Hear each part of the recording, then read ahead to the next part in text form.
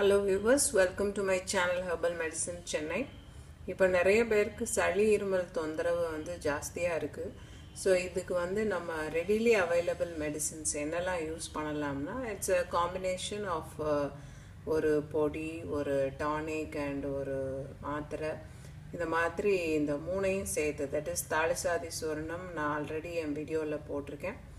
ஆடத்தோட டானிக்கும் போட்டிருக்கேன், ஓமவல்லி மாத்திரை. இந்த மூணு காம்பினேஷன் போட்டு சாப்பிட்டு வந்தோம் அப்படின்னு சொன்னால் ஒரு 3 to 5 டேஸில் you will become normal. So இது போக உணவில் வந்து கட்டுப்பாடு இருக்கணும்.